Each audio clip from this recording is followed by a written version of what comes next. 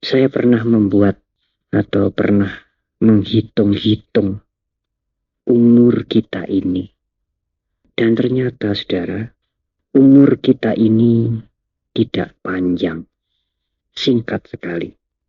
Kalau misalnya saudara sekarang berumur 40, taruh saja, nanti saudara akan meninggal pada umur 80. Saudara mungkin berpikir, hidup saya masih 40 tahun lagi, sepanjang yang telah saya jalani. Tetapi saudara, kalau kita melihat berapakah lamanya 40 tahun, apakah 40 tahun itu lama? Kalau sehari semalam 24 jam, kemudian setiap malam kita tidur, berapa lama kita tidur? Kita taruh saja, jam 10 kita tidur, jam 4 kita bangun, berarti 6 jam. Dan sering kita tidur lebih dari 6 jam. Ya mungkin tidurnya jam 12, tapi bangunnya jam 8. Itu kan 8 jam. Kalau setiap malam saudara tidur 6 jam, berarti 25%. Sehari semalam 24 jam, 6 jam untuk tidur. Berarti 25%. Seperempat dari sehari semalam, saudara gunakan untuk tidur. Jadi kalau sekarang saudara berusia 40, nanti pada umur 80 saudara baru menutup mata. Umur saudara masih 40 tahun, saudara masih bisa menikmati kehidupan ini 40 tahun. Tetapi itu berarti 10 tahun untuk tidur. Karena setiap hari saudara tidur 25%. Kadang-kadang lebih. Maka kalau umur saudara masih 40 tahun, berarti saudara akan menggunakan 10 tahun untuk tidur. Kesempatan saudara untuk melatih diri, untuk mengembangkan diri. Apakah saudara sudah puas kondisi kehidupan seperti ini, keadaan seperti ini? Tentu tidak. Kita ingin maju, baik kesejahteraan kita maupun spiritual kita. Berarti kesempatan saudara untuk maju itu tinggal 30 tahun. Apakah lama saudara 30 tahun? 30 tahun itu kira-kira 10.000 hari. Jadi 30 tahun itu hanya 10.000 hari. Dan 10.000 hari itu 1.000 hari 10 kali. Itulah saudara, kesempatan saudara. Iya, kalau saudara sekarang sudah berumur 40 atau mendekati 40, ya sebaya saya. Tetapi maaf, kalau saudara sekarang yang sudah berumur 60, kesempatan hidup saudara tinggal 20 tahun. Seperempat bagian untuk tidur. 5 tahun untuk tidur. Tinggal 15 tahun. Berapa banyak 15 tahun itu, saudara? 15 tahun itu kira-kira 5.000 hari. Kira-kira 5.000 hari. 1.000 hari 5 kali. Iya, sudah tentu kalau saudara mengikuti perhitungan saya ini dengan catatan, saudara akan meninggal umur 80. Apakah pasti saudara meninggal umur 80? Kalau saudara meninggal umur 60 dan sekarang usia saudara sudah 50, tinggal berapa tahun kesempatan saudara? Iya, kalau umur 60. Kalau nanti malam, kalau besok, atau kalau sebentar, berapa saat lagi? Siapa bisa menentukan, merancang umur kita? Tidak sekalipun oleh kita sendiri. Karena panjangnya usia itu tergantung dari banyak faktor. Karma kita sekarang, makanan kita, iklim, dan karma yang lalu. Semuanya itu mempengaruhi panjang atau pendeknya umur kita. Kalau kita mengikuti uraian Sang Buddha, umur kita itu lebih singkat lagi. Taruh saja umur kita ini sampai 90 atau sampai 100 lah. Sang Buddha menyatakan itu sangat singkat. Seorang raja pernah membuat perumpamaan. Seekor burung Garuda yang terbang dengan kencang sekali. Kalau anak panah dilepaskan, sebelum anak panah ini menyentuh tanah, burung Garuda itu sudah bisa terbang, menangkap, dan membawa pulang ke orang yang melepaskan anak panah. Betapa cepatnya terbangnya Garuda itu. Lebih cepat dari anak panah. Ada yang lebih cepat lagi. Kalau 4 orang menghadap 4 penjuru, keempat-empatnya melepaskan anak panah. Dan seekor burung Garuda terbang dengan cepat sekali. Begitu cepatnya sehingga burung Garuda ini bisa menangkap keempat-empat anak panah ini sebelum menyentuh tanah dan membawa kembali ke tempat keempat orang itu melepaskan anak panah. Betapa cepatnya. Raja itu bertanya kepada Sang Buddha, Bante, apakah masih ada yang lebih cepat lagi, lebih singkat lagi dari waktu ini? Sang Buddha mengatakan, ada, Baginda Raja, yang lebih cepat lagi, lebih singkat lagi. Apakah itu, Bante? Itu adalah umur manusia, kehidupan manusia. Sangat cepat. Mengapa demikian? Kalau saya berbicara tentang pandangan filosofis, mungkin saudara susah menangkap bahwa waktu itu sesungguhnya tidak ada. Kita mengenal waktu karena ada matahari terbit dan matahari tenggelam. Kalau saudara keluar dari galaksi kita ini, di angkasa bebas, di mana tidak ada pergantian cuaca, itu tidak bisa mengukur waktu. Lama sebentar itu relatif. Tetapi saya ingin menggambarkan kepada saudara betapa singkatnya hidup kita ini. Kalau dibandingkan dengan hidup makhluk-makhluk lain. Alam dewa yang paling rendah, kalau tidak salah, itu 50 tahun kehidupan manusia sehari semalam di kehidupan mereka. Kalau naik setingkat alam tawatingsa, 100 tahun kehidupan manusia sehari semalam di alam mereka. Jadi mereka baru mengalami sehari semalam. Di sini sudah berjalan 100 tahun. Kalau lebih tinggi lagi, alam yang lebih tinggi lagi, Tusita, Nimanarati, Parinimita Wasawati, 200, 400, 800, 1600 tahun kehidupan di alam manusia. Taruh saja 1000 tahun. Kita sudah tidak ingat.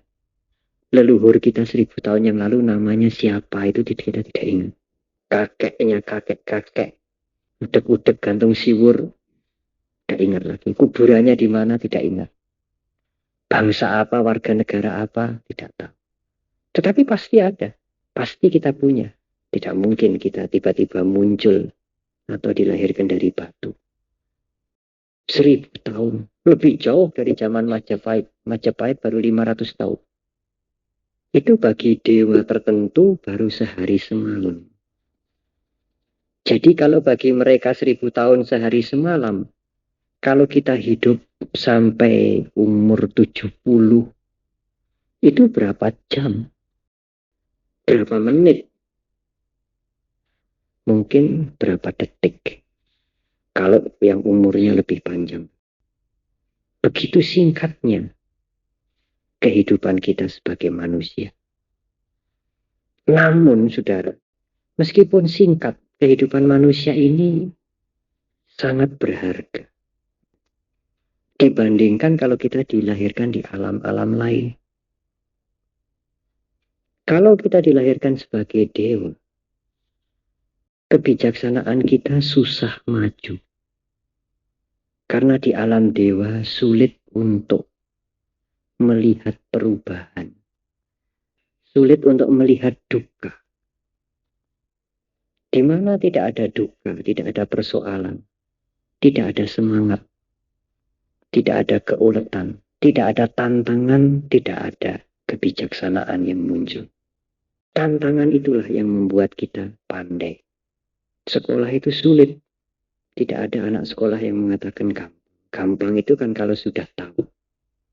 Tapi justru sulit itu mendapatkan pengetahuan. Di mana ada tantangan, maka di situ ada semangat untuk mengatasi. Timbul kebijaksanaan, timbul kemajuan. Saudara-saudara, kalau kita dilahirkan di alam-alam yang menyedihkan, seperti alam binatang, alam neraka, alam setan, sulit juga untuk maju. Karena terlalu sengsara, terlalu menderita, sibuk merasakan penderitaan, sulit untuk mencari jalan membebaskan dirinya dari penderitaan. Apalagi menolong orang lain untuk ikut bebas dari penderitaan. Saudara-saudara, semua Buddha selalu dilahirkan di alam manusia. Tidak ada dewa yang menjadi Buddha. Tidak ada Brahma yang menjadi Buddha. Buddha selalu manusia. Kalau alam dewa sering dikatakan alam sugati. Alam yang penuh kebahagiaan. Kalau alam apaya, alam neraka, alam setan, alam raksasa, asura, alam binatang, sering dikatakan dugati, alam sengsara. Alam manusia termasuk alam yang mana? Alam manusia ini termasuk alam separuh sugati, separuh dugati. Sugatinya ada, sukanya ada, dugati, susah-susahnya juga tidak kurang. Saudara-saudara, saya ingin mengingatkan kepada saudara. Problem apapun yang sekarang sedang saudara hadapi. Kesulitan seperti apapun yang sekarang sedang saudara hadapi. Apapun, apakah persoalan rumah tangga, pekerjaan, pergaulan, dan sebagainya. Saudara sesungguhnya mempunyai kesempatan emas untuk menggunakan untuk kemajuan saudara. Meskipun hanya singkat. Dan tidak hanya kesempatan emas sebagai satu ungkapan yang menyenangkan saudara. Kalau saudara bisa menggunakan kesempatan emas itu dengan sebaik-baiknya, secara spiritual, saudara bisa mencapai kebebasan.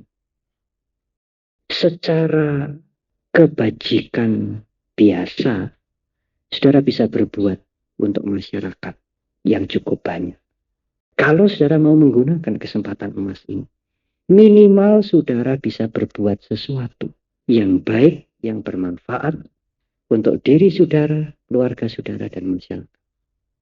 Maksimal saudara bisa mencapai nibbana, kebebasan total dari penderitaan. Sekarang juga. Itu kalau saudara mau menggunakan kesempatan emas. Oleh karena saudara, sekarang saudara ini mempunyai kesempatan emas. Dan mungkin orang lain tidak punya. Apa yang dimaksud dengan kesempatan emas? Kesempatan emas adalah kesempatan yang terhindar dari 8 kondisi yang tidak menguntungkan. Kalau saudara tidak mempunyai 8 kondisi yang tidak menguntungkan, itu berarti saudara mempunyai kesempatan emas. Apakah 8 kondisi yang tidak menguntungkan itu, saudara? Di dalam agama Buddha sering disebut Atha Duta Kana. Duta memakai hai. Duta itu keras, sukar. Kana. Kana itu saat. 8 saat yang sulit. 8 saat yang berat. Yang membuat orang sulit untuk maju. Kalau saudara bisa terbebas dari 8 keadaan yang sulit ini, saudara cukup mempunyai kesempatan yang amat kuat, amat berharga untuk maju. Tetapi kalau saudara mempunyai salah satu saja dari 8 saat atau 8 kondisi yang berat ini, sulit saudara untuk maju. Apakah Atha Dutakana ini? 1, tidak dilahirkan di alam neraka, di alam niraya. Kalau saudara mempunyai 1 ini saja, sulit untuk maju. Berarti saudara berada di alam neraka. Sulit maju secara spiritual, secara dhamma. Maju dalam arti membebaskan diri kita ini dari keterbelakangan, kebodohan, penderitaan. Yang kedua, tidak dilahirkan di alam binatang, tiracana. Kalau suatu saat kita dilahirkan menjadi binatang, binatang itu hidupnya hanya menikmati perbuatan yang pernah dilakukan sebelumnya. Jadi dia dapat makan, dapat hadiah, kadang-kadang dapat gebukan, dapat gorok. Semuanya itu akibat karma yang berbuah. Sukar melakukan karma-karma baik yang baru. Bisa sih bisa, tapi sukar sekali. Kalau kondisinya tidak menunjang atau tidak berada dengan pengaruh yang kuat, seperti di zaman Buddha dikatakan binatang bisa berbuat baik, menyediakan buah-buahan untuk Buddha. Ada seekor kodok yang meskipun tidak mengerti khotbah tetapi ikut hadir bersama-sama dengan para biku, merasa tenang mendengarkan suara Sang Buddha. Kemudian pada waktu para biku bubaran itu ada yang bawa tongkat, kepidak tongkatnya, nyot ya, meninggal. Kemudian dilahirkan di alam dewa. Kesempatan-kesempatan seperti itu sangat-sangat sulit sebagai binatang. Apalagi kesempatan dilahirkan di alam dewa. Untuk melakukan kebaikan sulit. Binatang hanya menikmati saja karma-karma yang pernah dilakukan. Yang ketiga, tidak dilahirkan di alam peta, alam setan. Memang pernah diceritakan ada peti. Peti itu setan cewek, setan wanita, ya, yang bisa mencapai sotapanna karena mendengarkan khotbah Sang Buddha. Tetapi itu di zaman Sang Buddha. Umumnya sulit, amat sulit sekali. Karena kondisi kehidupannya itu sangat menderita. Kadang-kadang kita menolong pun sulit. Hanya ada setan jenis tertentu yang bisa menerima pelimpahan jasa dari kita. Yang lain sulit. Saya baru membaca kemarin di Peta Watu. Suami istri. Suaminya ini suka memberikan sumbangan. Di antaranya memberikan makanan kepada fakir miskin, kepada para biku, memberikan jubah. Nah, istrinya tidak senang. Ya, tidak semua begini.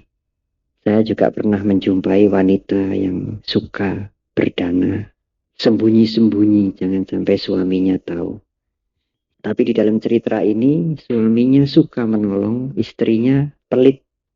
Istrinya mengatakan, coba nanti, kalau uang kita hanya kamu gunakan untuk nyumbang-nyumbang, untuk dana-dana, coba nanti kamu akan makan muntahannya orang.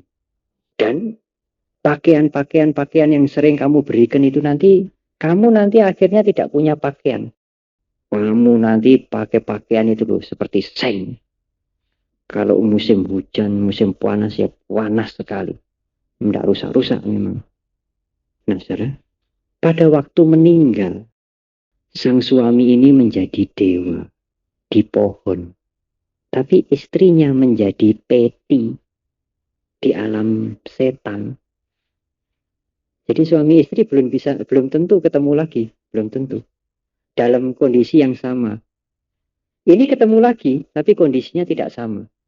Suaminya jadi dewa di pohon, istrinya menjadi setan, kelaparan, sengsara sekali. Minta tolong kepada dewa itu dulu suaminya. Begitu sang suami memberikan makanan, berubah, terima, senang sekali, mungkin rakus mungkin. Begitu mau dimakan berubah, jadi muntahan. Begitu suaminya kasih pakaian, dia terima. Begitu mau digunakan menjadi seng, panas sekali. Dan dia tidak tahan. Kenapa demikian? Orang mengatakan ya itu kan mandiuni ini dewi. Ya. Itu kan mandiuni ini dewi itu. Ya. Menurut agama Buddha, mengapa bisa terjadi begitu? Yang membuat itu siapa? Yang membuat itu adalah kekuatan pikirannya sendiri. Dia sudah punya cetana bahwa kalau berbuat begitu nanti suaminya akan makan muntahan karena uangnya habis. Jadi gambaran muntahan itu ada pada siapa? Bukan pada suaminya, pada istrinya itu sendiri yang mengucapkan muntahan itu. Orang yang dikatakan muntahan kan belum tentu berpikir muntahan kan? Belum tentu. Paling dia hanya mendengar, tidak memperhatikan. Jadi kata berpikir ya sepintas. Tapi yang berpikir sungguh-sungguh kan yang mengucapkan itu.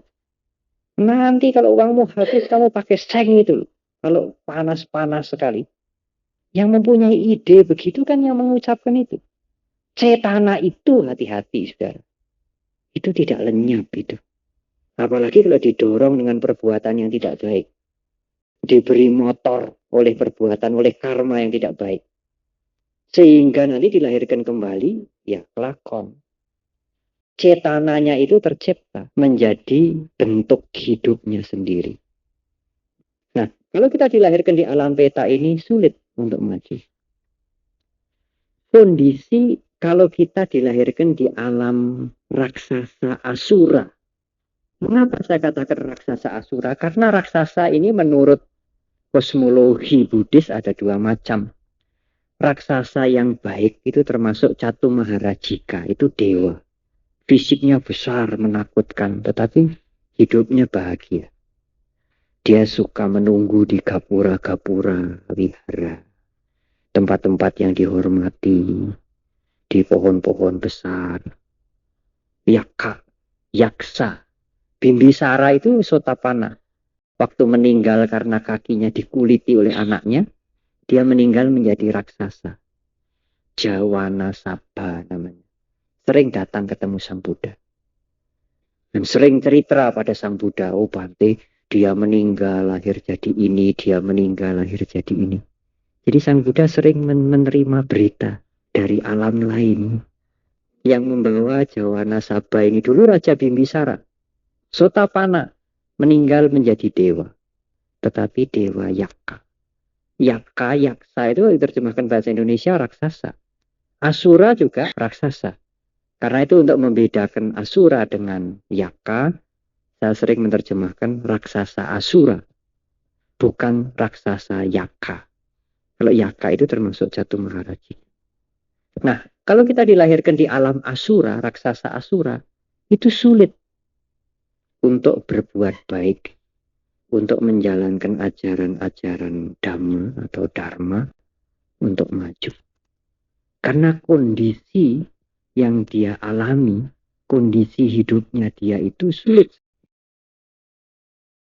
Jadi 8 keadaan yang sangat berat yang menjadikan manusia sulit untuk maju itu ya kalau dia dilahirkan di alam neraka, kalau dia dilahirkan sebagai binatang, kalau dia dilahirkan sebagai setan, kalau dia dilahirkan sebagai raksasa asura. Yang kelima, dia dilahirkan sebagai dewa Brahma Arupa. Arupa Brahma. Arupa Brahma ini dewa yang tinggi tingkatannya. Keadaan di sini adalah keadaan yang statis, yang diam. Seperti orang meditasi masuk jana. Tidak ada aktivitas apa-apa. Atau gampangnya orang tidur nyenyak, tidur pules. Tidak mimpi, tidak kelisak, tidak kelisik. Tidak ada sesuatu yang bisa diperbuat. meskipun tidak mati. Jadi kalau kita dilahirkan di alam seperti itu, tidak ada manfaat. Dan umur di sini, dengan umur di sini, wah ini berkalpa-kalpa, saudara. Planet bumi ini muncul, ada manusia berkembang, kiamat hancur, muncul lagi hancur, muncul lagi hancur. Ini masih belum mati-mati. Masih kerasan di situ saja. Dan tidak berbuat apa-apa. Diam. Kalau seorang Buddha muncul di bumi manusia, tidak bisa dihubungi. Tidak bisa diajar dhamma. Bukan karena sangat menderita, karena dia tenggelam di dalam kenikmatan jana. Seperti orang yang masuk jana. Tidak peduli dengan apapun dan tidak terpengaruh dengan apapun yang ada di sekitarnya, di sekelilingnya. Seorang Buddha tidak bisa menggoyahkan kondisi pikirannya, ya, kondisi batinnya untuk menangkap dhamma, tidak bisa. Tetapi alam-alam yang lain bisa. Alam yang menyedihkan 4 macam. Alam yang menyenangkan 26 macam. Alam manusia hanya 1 macam, 1 alam. Dan itu dugati sugati. Ya senang, ya susah. Hanya seperti yang tadi saya sampaikan di depan, singkat umurnya. Tetapi semua Buddha dilahirkan menjadi manusia. Hanya manusia yang bisa menjadi Buddha. Sudah tentu termasuk tingkat-tingkat kesucian yang lain. Untuk bebas dari penderitaan, yang paling memungkinkan adalah di alam manusia. Di alam dewa-dewa ini memungkinkan, tetapi agak sulit. Makhluk atau orang yang bergelimangan di dalam kenikmatan, tidak ada tantangan, tidak ada kesulitan yang harus dihadapi, tidak ada kebutuhan yang harus dipenuhi, tidak ada niatan untuk berbuat baik. Tidak ada tantangan, tidak ada kemajuan. Tidak ada problem, tidak ada kebijaksanaan yang muncul. Mau berdana kepada siapa? Cukup semua. Mau susah. Kenapa? Makanan cukup semua, istana, rumah-rumah bagus-bagus, umur panjang, pakaian cukup semua. Ya. Apalagi di alam-alam ini tidak ada yang dikatakan pria, wanita. Bentuknya hanya seperti sinar-sinar. Di alam dewa masih ada pria, ada dewa, ada dewi. Cinta-cintaan terus. Tapi tidak ada risiko mengandung, tidak ada. Anaknya banyak, tidak bisa memberikan makan, tidak bisa nyekolahkan, tidak ada. Melatih kesabaran, keuletan, apalagi daya tahan, meditasi, sembujai, tidak ada gunanya. Apa yang jadi problem? Saya ingin berdana sama siapa?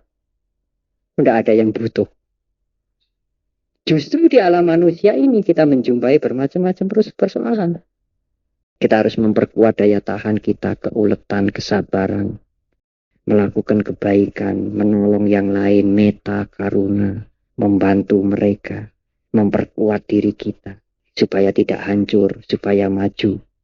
Nah, hasilnya besar. Dari tantangan-tantangan itu kita menghadapi, timbullah hasil yang cukup besar. Hasil itu bisa membebaskan kita dari penderitaan. Artinya kalau sudah meninggal, tidak dilahirkan di alam yang manapun. Nirwana tidak termasuk 31 ini. Karena nirwana bukan alam. Di alam manusia pun orang bisa mencapai nirwana. Di dalam alam ini. Saudara-saudara, oleh karena itu meskipun menyenangkan, tidak termasuk dugati, termasuk sugati, tingkat tinggi. Tapi kalau sudah dilahirkan di alam arupa brahmaloka atau asanyisata, itu kondisi yang amat berat sekali untuk maju. Asanyisata itu makhluk yang seperti tidak punya sanya, tidak punya pencerapan. Diam. Saudara-saudara, saya akan melanjutkan. Yang keenam adalah cacat mental. Yang cacat mental sulit untuk maju. Kalau saudara melihat orang yang cacat mental, yang terbelakang mentalnya agak parah, itu mengurus dirinya sendiri sulit. Dia tidak bisa mengurus dirinya untuk mandi, buang air, kemudian dia harus membersihkan dirinya, itu sulit. Makan pun sulit. Meskipun usianya sudah mungkin 7 tahun, 10 tahun dan sebagainya. Kalau cacat mentalnya ringan, mungkin berpikirnya sulit. Mungkin juga tidak mengenali ini saudara, ini pihak mana, pihak ini sulit. Yang ketujuh, mungkin saudara sedang bertanya-tanya, apakah 8 kondisi yang sulit ini termasuk tidak punya anak? Nanti tidak punya anak, tidak punya suami, tidak punya istri, tidak termasuk salah satu dari 8 kondisi yang sulit ini. Yang ketujuh adalah dilahirkan di zaman tidak ada Buddha. Sunya kalpa. Jadi ada satu kalpa di mana tidak lahir Buddha. Satu kalpa itu dari bumi ini mulai terbentuk dari partikel-partikel yang mengumpul, yang waktu itu katanya panas, kemudian mendingin, memadat. Ada gas-gas yang memungkinkan terjadi kehidupan, ada air. Kemudian ada dewa yang tertarik, terjadilah kehidupan. Sampai berlangsung sekarang ini terus. Menurut koran yang saya baca, 1 miliar tahun lagi akan terjadi kehancuran. Karena itu saudara tidak usah takut. Kalau ada ramalan kiamat itu tidak usah. Tanggal sekian saya pernah baca, 28 Maret. Itu satu pendeta di Korea yang ditangkap itu. Kiamat. Dia menganjurkan penganutnya untuk hartanya itu dijual semua, rumahnya dijual semua. Saya pun juga pernah menerima surat kaleng kiamat tanggal sekian. Atau mungkin saudara pernah diberitahu tanda-tandanya Soviet sudah runtuh. Apalagi ya. Banyak itu. Chernobyl itu meledak. Flores sudah gempa. Saudara tidak usah berdebat. Sunya kalpa itu dari bumi ini terbentuk. Ada kehidupan. Sampai bumi ini hancur kembali. Tidak ada Buddha. Kalau di zaman kita ini namanya Badra Kalpa. Kalpa yang auspicious. Kalpa yang sangat beruntung. Karena di dalam satu kalpa lahir 5 Buddha. Yaitu Kakusanda, Konagamana, Kassapa yang sudah lalu. Gotama yang sekarang. Dan kalau ajaran Gotama ini lenyap. Masih ada Buddha Maitreya.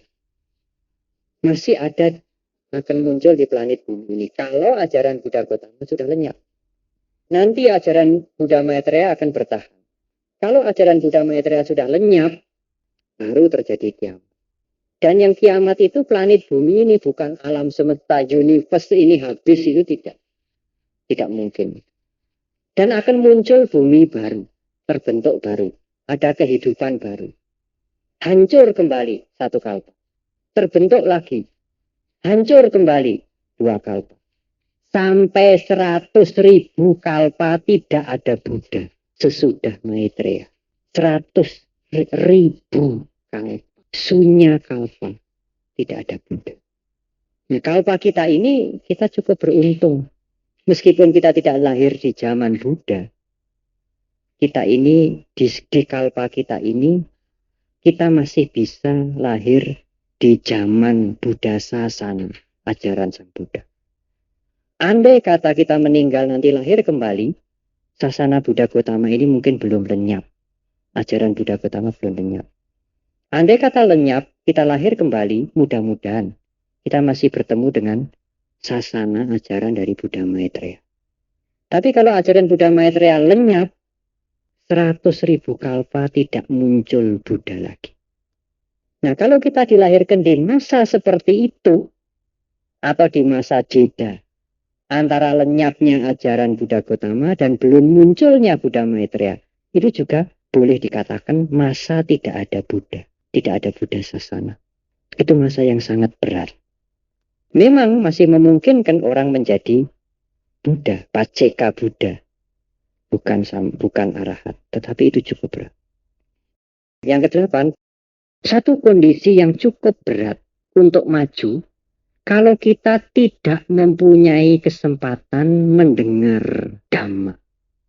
Tidak punya kesempatan mendengar Dhamma.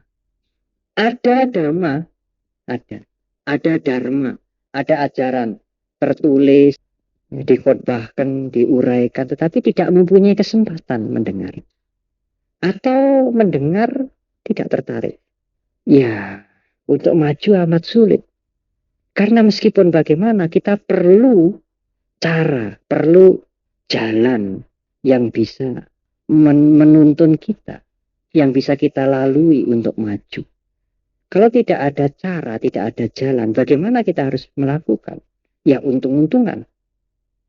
Tetapi itu kondisi yang berat sekali. Kalau saudara tidak mempunyai plus cacat sunya kalpa, tidak punya kesempatan mendengar dhamma, berarti saudara tidak mempunyai kondisi yang sulit. Kita lihat saja, saya bukan makhluk neraka, saya bukan binatang, saya bukan setan, saya bukan raksasa asura. Saya tidak di alam arupa brahmaloka dan asanisa. Saya tidak cacat mental. Sekarang bukan sunya kalpa. Dan saya mempunyai kesempatan mendengar dhamma. Saudara terhindar dari artha 8 dutakana. Kondisi yang sangat sulit untuk maju.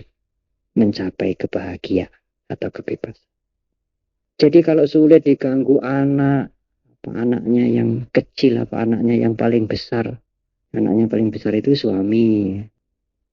Apakah pekerjaan, apakah tetangga, apakah hutang. Itu tidak kondisi yang sulit, saudara. Untuk saudara maju di dalam kehidupan ini. Maju spiritual, saudara.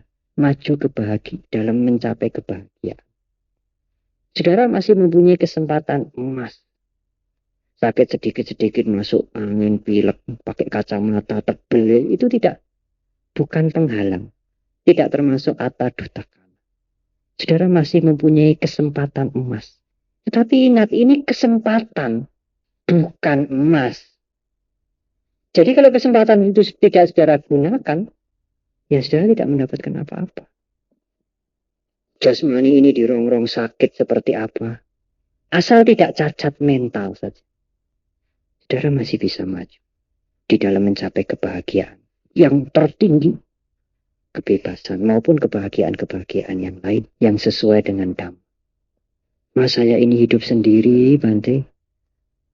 Tidak punya suami. Memang ya saya senangnya begini. Tetap bukan halangan. Saya tidak punya istri, podo sama saya. Iya, bukan halangan.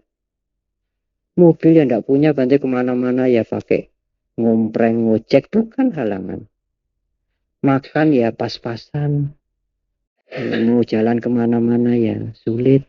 Anak-anak sekolahnya juga tidak tinggi, bukan halangan. Karena tidak termasuk 8 kondisi yang amat sulit.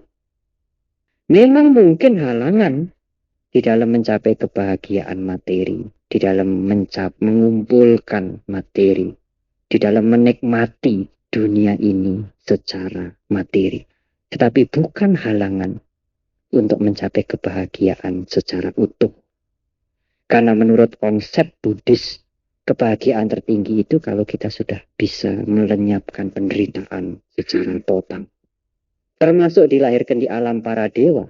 Alam dewa atau sugati ini sering disebut sarga. Ini bahasa Pali.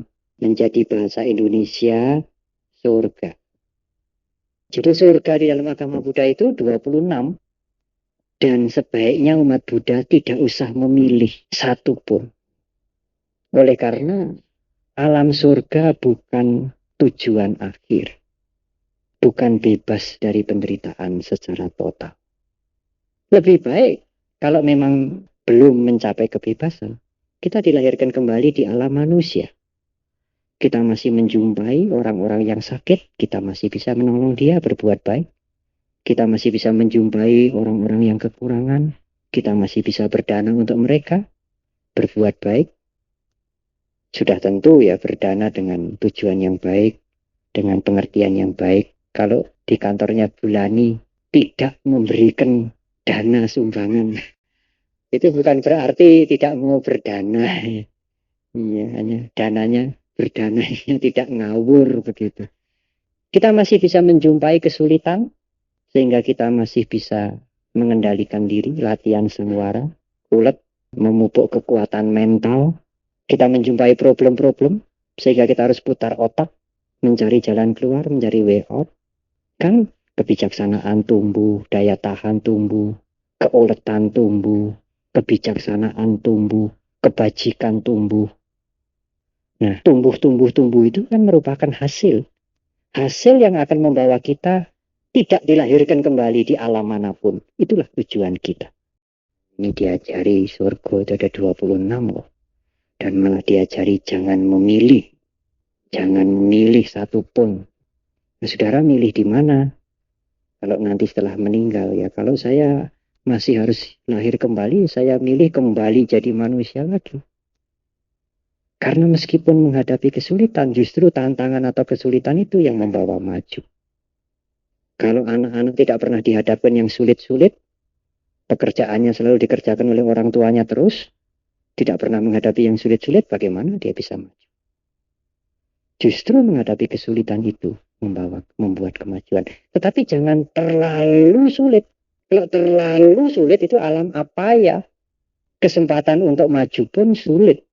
Itu terlalu sulit. Tidak ada kesempatan untuk memperbaiki diri.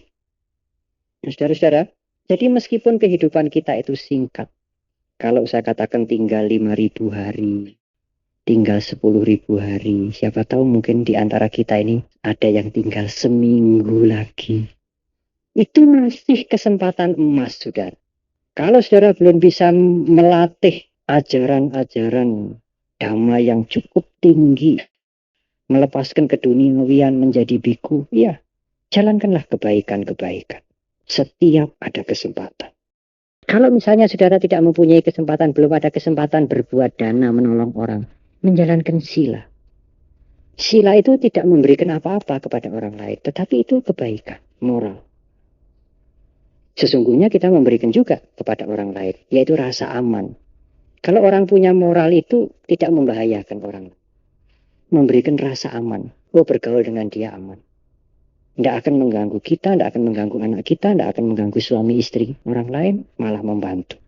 Kalau tidak membantu, minimal tidak akan mengganggu. Aman, bertetangga dengan dia. Syukur, suka berdana.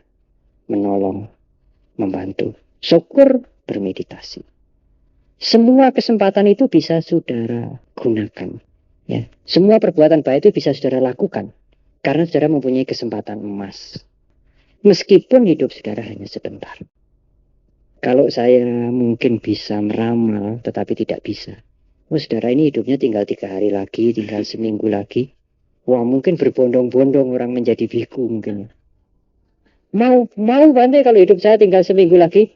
Saudara masih 20 tahun lagi, wah 20 tahun lagi tidak mau ya. Ya, jadi kalau menjadi biku 20 tahun tidak mau. Tapi kalau menjadi biku seminggu ya, karena seminggu lagi sudah akan meninggal ya, mau. Saudara-saudara, gunakanlah kesempatan saudara dengan sebaik-baik.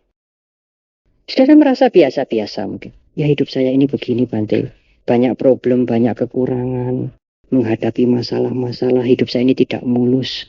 Banyak boncel-boncel dan sebagainya. Saudara harus merasa beruntung. Bahwa saudara tidak mempunyai salah satu dari 8 kondisi yang menyulitkan.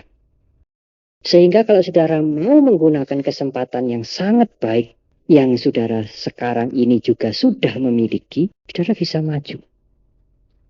Maju dalam hidup sekarang, dikatakan manusia sampati, menjadi manusia yang maju. Atau maju dalam hidup yang akan datang, saga sampati, minimal dilahirkan di alam-alam surga.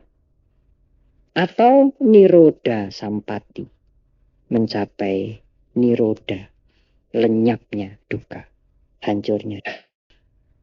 Kalau tidak bisa niroda sampati, ya minimal saga sampati. Kalau meninggal bisa dilahirkan di alam surga. Minimal manusia sampati, menjadi manusia yang beruntung, manusia yang baik, yang maju. Saudara-saudara, saya akan menutup uraian saya kali sore hari ini, meskipun sudah cukup panjang, dengan mengajak saudara untuk cobalah pergunakan kehidupan saudara lebih meningkat. Moral jelas, berbuat amal kebaikan jelas. Tapi marilah kita menambah sedikit lebih tinggi dengan bermeditasi.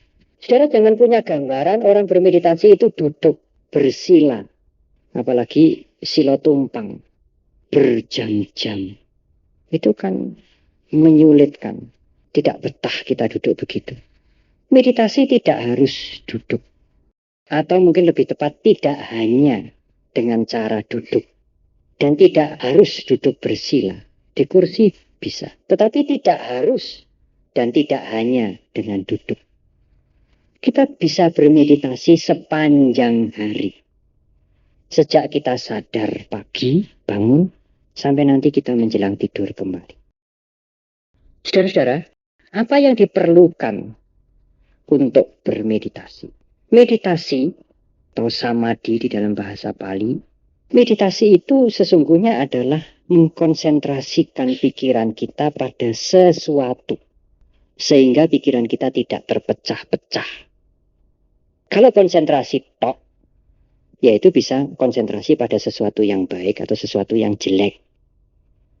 Ya, meditasi atau samadhi itu sudah jelas mengkonsentrasikan pikiran kita pada sesuatu yang baik. Untuk bisa meditasi, ada penyebabnya. Apa yang menyebabkan kita bisa meditasi? Yang menyebabkan terjadinya meditasi adalah perhatian.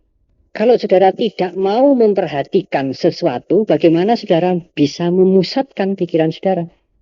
Memperhatikan saja tidak mau. Padahal untuk bisa konsentrasi itu perlu perhatian pada sesuatu yang baik, yang tidak negatif. Oleh karena itu meditasi terjadi karena adanya perhatian. Perhatian itulah yang menyebabkan terjadinya meditasi. Tetapi tidak cukup. Apa yang dibutuhkan oleh meditasi? Yang menyebabkan terjadinya itu sati atau perhatian. Yang dibutuhkan, faktor yang lain yang dibutuhkan adalah usaha yang terus-menerus atau wirya. Sinonimnya banyak. Atau wayamu. Ini bukan usaha golek duit, itu bukan ya.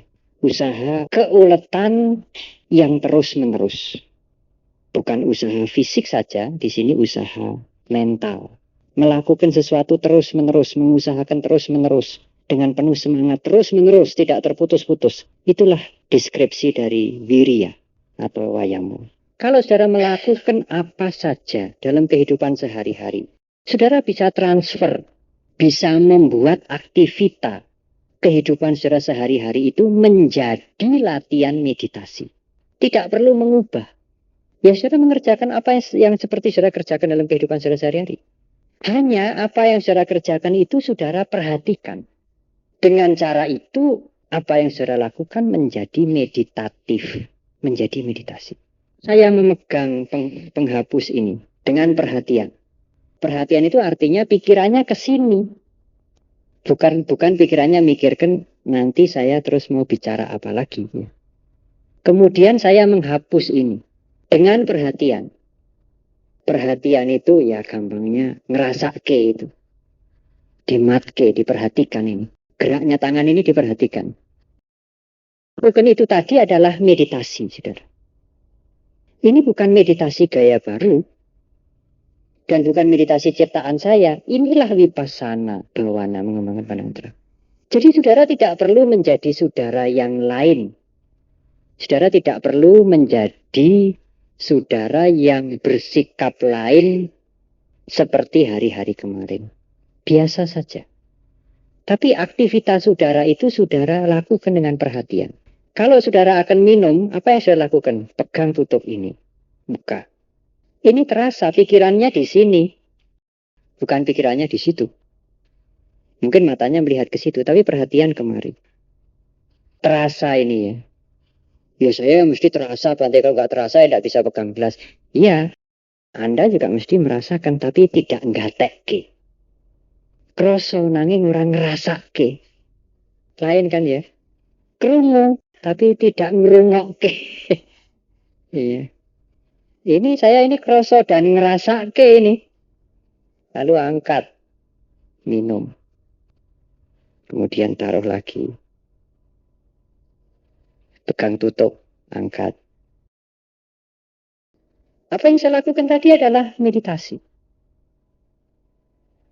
Penuh meditasi, makin penuh saya ngerasake tadi, makin baik meditasi saya. Jadi pekerjaan-pekerjaan yang kita lakukan sehari-hari itu lakukanlah dengan perhatian. Dua faktor ini, perhatian dan usaha, yang menyebabkan terjadinya meditasi. Kalau saya memperhatikan sepintas kembang, itu tidak meditasi. Karena hanya ada sati, tok, tidak ada wirya. Wirya itu bagaimana, Bante? Wirya itu terus-menerus. Kembang, saya lihat terus-menerus. Tidak usah mikir, saudara. Kalau ada perhatian, memperhatikan kembang dan terus-menerus, hasilnya apa? Pengetahuan. Pengetahuan tidak dari mikir. Pengetahuan dari memperhatikan. Kembangnya putih, godongnya sing lancip. Ada yang ngeruwel-ngeruwel, ada yang kuning, ada yang seperti palem. Ngisore gabus. Mengapa timbul perhatian? Karena ada perhatian dan wirya. Usaha memperhatikan terus-menerus. Kalau tidak ada usaha, hanya perhatian sepintas, kembang selesai. Misalnya, sewu Pak Martono ya. Kalau saya ketemu Pak Martono paling, Pak Martono, sudah selesai. Hanya ada perhatian sepintas. Tapi kalau perhatian terus-menerus, tidak usah mikir. Hanya perhatian terus-menerus. Wah, gemani pun batik, biru, bunder-bunder. Kumisnya gagah, misalnya begitu. Dan sebagainya. Timbul pengetahuan. Pengetahuan hasil dari mengamat-amati terus-menerus, itulah panya. Mengerti apa adanya. Tidak mikir itu. Tidak mikir. Kalau ditanya, dari kedua ini Bante, perhatian dan usaha, mana yang lebih penting? Well, dua-duanya lebih penting. Untuk duniawi, wirya memberikan hasil. Kalau saya menghapus, saudara, dengan wirya itu artinya apa? Tekun, ya sing resik. Ada wirya, ada hasilnya. Secara duniawi ada hasilnya. Hasilnya pekerjaan saya ini sempurna, bersih. Tapi saya menghapus ini tidak ada sati, tidak ada perhatian, tidak menjadi meditasi. Batin tidak maju. Duniawi berhasil. Tetapi kalau wirya dibuang, hanya tinggal sati tok. Tidak ada gunanya. Lah menghapus sudah. Apa gunanya? Tidak ada wirya kok. Seperti saudara menyapu. Kalau saudara menyapu dengan wirya, artinya tekun. Tidak sangat benar. Secara duniawi ada hasilnya. Apa? Bersih. Kalau saudara menyapu dengan tekun dan nyapunya ini dirasake, diperhatikan, menjadi meditasi. Batinnya maju. Lantainya bersih. Kalau nyapunya tidak dengan perhatian, tidak dengan sati, karo mikir, karo merancang, karo apalah ya. Karo dengan menyanyi, dangdutan misalnya ya. Atau ya menyapu lah. Tapi tidak ada perhatian. Bersih. Hasil duniawinya baik. Hasil spiritual, hasilnya batin tidak ada. Jadi wirya itu memberikan hasil. Itu tidak bisa dipotong. Kalau seorang mau berhasil duniawi. Kalau mau berhasil duniawi dan berhasil spiritual, nyapulah. Mencucilah dengan tekun dan dengan perhatian. Makanlah dengan perhatian. Tetapi kalau wirya dibuang, nyapu ya, semuanya tidak mendapatkan hasil. Batin tidak mendapatkan hasil, duniawi tidak mendapatkan hasil. Makan saja kalau hanya 1 sendok ya tidak kenyang toh. Tidak ada wirya, tidak sabar. Tapi ya umumnya kalau makan ya tidak ada yang tidak sabar ya. Meskipun tidak sabar ya harus kenyang sampai berotak begitu ya. Nanti kalau jadi samanera sulit itu kalau makan begitu ya. Kalau saudara membawa air dengan ketekunan, hati-hati ditaruh, tidak tumpah. Bawa sayur saja tidak tumpah. Tetapi kalau hati-hati ini, kalau hati-hatinya ini dengan diperhatikan, nah itu menjadi meditasi. airnya tidak tumpah, sayurnya tidak tumpah, batinnya menjadi tajam. Perhatiannya itu menjadi tajam. Tetapi kalau wirianya yang dibuang, hanya ada perhatian, tapi perhatiannya hanya sepintas, geletak, ya tumpah. Oleh karena itu, di dalam 37 Bodhipakkhya Dhamma, Buddha mendekati usia 80, karena beliau sudah menyatakan, 3 bulan lagi, beliau menyatakan di bulan Februari, 3 bulan lagi saya akan mangkat. Jadi beliau sudah memprogram kapan mau meninggal.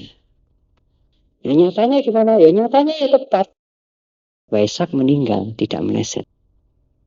Nah, mendekati saat-saat meninggal, waktu di balai kota, di kota Wesali, Sang Buddha menyingkat ajaran yang beliau ajarkan 45 tahun itu, yang dicatat sekarang di dalam Tripitaka yang banyak itu sesungguhnya terdiri dari 37 topik. Dari 37 topik ini, Sang Buddha menyebutkan wirya 9 kali. Jadi wirya ini menjadi topik 9 kali. Sati menjadi topik 1, 2, 3, 4. 4 kali. Panya menjadi topik 2 kali. Apalagi piti menjadi topik. Piti itu merasakan kegiuran karena kebaikan 1 kali. Samadhi menjadi topik 4 kali. Apalagi mata pencarian benar menjadi topik 1 kali. Berbicara benar 1 kali.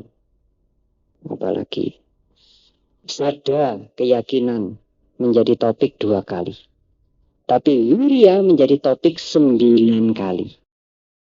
Tidak ada bab atau topik lain yang diulang Sang Buddha sampai 9 kali. Seperti wirya. Dengan nama wirya, dengan nama wayamu, dengan nama padana, semuanya sinonim. Mengapa? Karena meskipun saudara itu tidak mau atau sulit atau tidak mau repot-repot menggunakan perhatian, menggunakan sati, atau misalnya tidak senang meditasi, tapi sayang ya. Kalau saudara punya wirya itu saudara menjadi orang berhasil di masyarakat, di duniawi. Ada ketekunan, ada keuletan, tidak gampang menyerah, mengerjakan apa semua dengan tekun, dengan tuntas, baik. Itu memerlukan keuletan. Saudara akan berhasil di dalam bermasyarakat, di dalam kehidupan dunia. Kalau saudara mau menambah perhatian, ketekunan itu dibarengi dengan perhatian, nah itu menjadi meditasi yang akan menumbuhkan panya, kebijaksanaan dalam mengerti hakikat segala sesuatu dengan sebaiknya, dengan sebagaimana adanya. Sebaliknya kalau saudara hanya mau perhatian tok, tidak mau wirya atau ketekunan, tidak mungkin terjadi meditasi. Hasil duniawi pun tidak bisa dicapai. Ya, sepintas. Apa yang bisa dicapai? Macang kembang ya, cuk. Ya, apa yang dicapai? Meskipun tidak dengan perhatian, kalau majangnya ini tekun, disawang, tekun. Pikirannya ya tertumpah ke sini. Tekun. Ya jadi baik. Apalagi kalau ngetoknya, nancepnya dengan perhatian. Nah, itu menjadi meditasi. Berbuah ganda. Secara duniawi bagus, batinnya juga maju. Itulah meditasi, saudara. Tidak sulit membuka baju, mengancingkan baju, menyapu, berjalan. Kalau semua dilakukan dengan perhatian terus-menerus, itu menjadi meditasi. Batinnya mendapatkan hasil, secara duniawi juga berhasil. Andai kata saudara absen perhatian saudara, tetapi saudara cukup mempunyai semangat dan ketekunan, secara duniawi pun saudara berhasil. Andai kata perhatian itu absen. Tetapi pada kesempatan ini saya menganjurkan, Cobalah gunakan semua aktivitas saudara dalam kehidupan sehari-hari itu menjadi latihan meditasi. Jadi itulah kiat kita, ya. Kiat kita untuk menghayati Dhamma dalam kehidupan sehari-hari. Mungkin saudara tidak punya altar di rumah, tidak punya koleksi kitab suci, baca parita tidak hafal. Tetapi kalau saudara melakukan aktivitas, tingkah laku, solah tingkah, pola tingkah, tiap-tiap hari, apapun yang saudara lakukan, termasuk mandi, makan, nyuci-nyuci, nyapu, atau duduk kursi goyang. Kalau itu dilakukan dengan diperhatikan, maka itu menjadi latihan meditasi. Sehingga kehidupan saudara itu kehidupan yang meditatif. Saudara, sehari semalam sembahyang berapa kali? 2000 bangun sampai tidur saya sembahyang terus. Loh, kok bisa? Bisa. Ya sembahyangnya umat Buddha ya vipassana bhawana itu, meditasi vipassana itu. Memperhatikan apapun yang saya lakukan. Eling. Eling itu kan ingat. Ingat siapa? Ingat Buddha? Ya bukan. Ingat Bante Panya? Ya bukan. Ingat yang dilakukan itu loh. Kalau kamu membuka gelas ya ingatannya di sini. Jangan ingatannya di mendut. Eling setiap saat itu di dalam konteks, di dalam term Buddhis, ya eling apa yang sedang dilakukan itu. Bukan minum ke sini, eling ke sono. Wah ya, tidak menghayati masa kini, saat ini. Nanti menjadi berkhayal. Ya. Itulah penghayatan Dharma. Mewaspadai, memperhatikan segala aktivitas dalam kehidupan sehari-hari. Kalau lebih naik lagi, tidak hanya geraknya fisik, pikiran yang muncul pun diketahui. Suatu ketika ingat musuhnya, orang yang tidak disenangi, benci. Harus diketahui. Kebencian muncul. Menyadari pikiran benci muncul. Mengetahui, menangkap. Nanti dia tenggelam. Lalu habis mandi sore, duduk di kursi. Wah, kok rasanya enak kalau begini. Menyadari, mengetahui, menangkap perasaan enak muncul. Lama-lama ya bosen duduk begitu terus ya. Tenggelam, bosen muncul. Tenggelam, sekarang kepengen berdiri. Cari kopi misalnya. Nah itu mengetahui gerak-gerik pikiran. Itu pun juga meditasi. Meskipun sulit. Oleh karena itu pertama kali kita harus menyadari atau mengetahui gerak-gerik fisik. Aktivitas, segala aktivitas, tingkah laku kita sadari. Semaksimal mungkin, syukur bisa beruntun, bersambung. Tidak perlu saudara cari mantram, cari doa, punya patung Buddha. Sadari saja apa yang saudara lakukan, apa yang saudara kerjakan. Supaya saudara bisa melatih meditasi. Setiap hari, dimanapun saudara berada. Tidak hanya waktu duduk. Dan tidak hanya waktu di depan patung Buddha. Mudah-mudahan apa yang saya sampaikan ini bisa membangkitkan semangat saudara. Bahwa menjalankan Dharma atau Dhamma. Memulai kehidupan spiritual itu tidak sulit. Tidak harus menjadi orang aneh. Tidak harus menjadi ahli agama. Jadilah orang biasa. Dan dengan orang biasa, dengan kehidupan sebagai orang biasa, saudara pun bisa mengembangkan batin saudara untuk mencapai kebahagiaan. Saya kira cukup sekian dan terima kasih.